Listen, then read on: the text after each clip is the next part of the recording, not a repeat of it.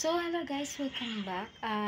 Narinig niyo na ba ang kwento ng uwak at ang banga? So, nakakamiss din yung mga binabasa sa atin ng mga teachers natin nung kapanahong elementary tayo. Tuwang-tuwa tayo kapag nagbabasa na yung teachers natin. So, ngayon nga guys, ay ibalik natin yung mga kwento ng unang panahon nung tayo ay kabataan pa na. So, ang kwento natin ngayon ay about sa uwak at ang banga. Noong unang panahon guys, panahon ng Kwaresma, may isang uwak na nangangailangan ng tubig dahil siya ay uhaw na uhaw. Sa kanyang paglalakbay ay naisip niyang bumaba sa lupa upang maghanap ng tubig.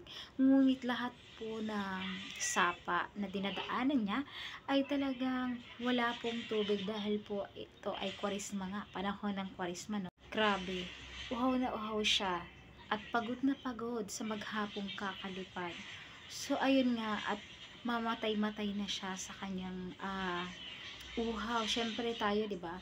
Pag nauuhaw tayo, gusto natin makainom kaagad ng tubig dahil parang magdadry na yung lalamunan natin. So iniisip pa nga lang natin na yung uhaw natin, 1 minuto pa lang, 'di ba?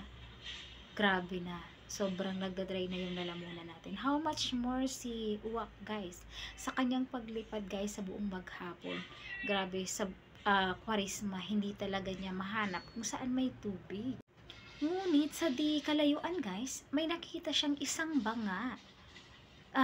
Tiniyak niya ito kung may laman ba. So pinuntahan niya ito at nakita niyang merong laman sa loob. Ngunit paano niya ito makuha dahil ito ay banga?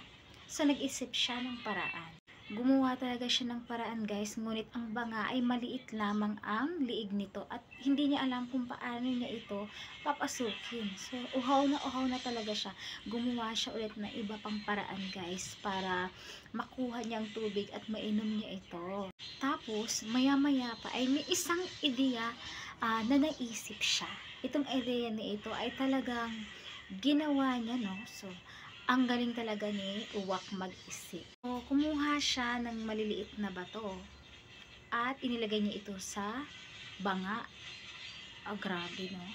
So, sa paglagay niya ng maliliit na bato doon sa banga guys, syempre, yung tubig din ay unti-unting tumataas. So grabe yung ginawa ni uwak guys na paghakot ng maliliit na bato, no.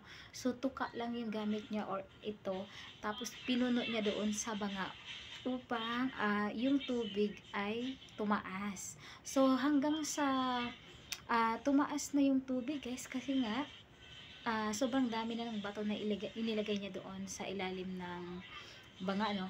So naabot na ng kanyang tuka. So sa wakas, nainom na ni anong tawag dito, nakainom na si uwak.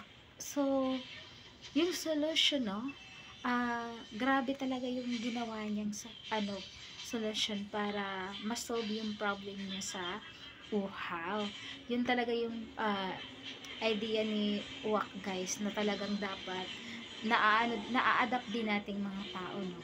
Kasi ganun talaga, may mga dumarating na pagsubok, no, na kailangan malagpasan. Hindi naman tayo bibigyan ng pagsubok ng pagkakaroon kung hindi natin yan malagpasan. So kailangan lang natin mag-isip ng paraan kung paano natin ito masolusyonan. Katulad ni uwak guys, 'di ba?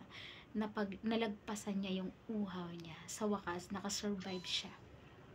So yung aral doon guys ay kung sa simula ay hindi ka nagtagumpay, malay mo bukas kailangan lang magtiyaga at kailangan meron kang abilidad kung paano malagpasan yung problemang kinakaharap, dahil ang pagtitiyaga ay siyang susi sa mga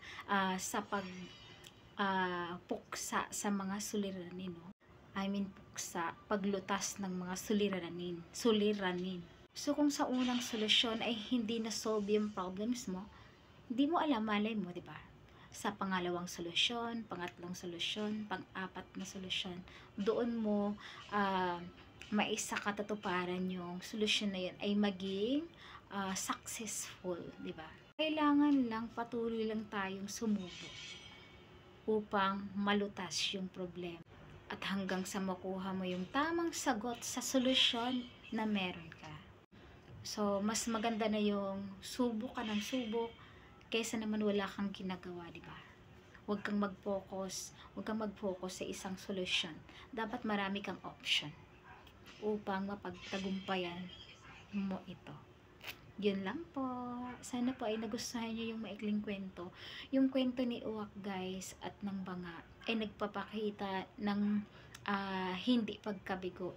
Nagpapakita ng pagpapakatatag at pagiging abilidad upang sa bawat pagsubok kailangan natin talagang masolusyonan, no? Yun lang po. Maraming salamat.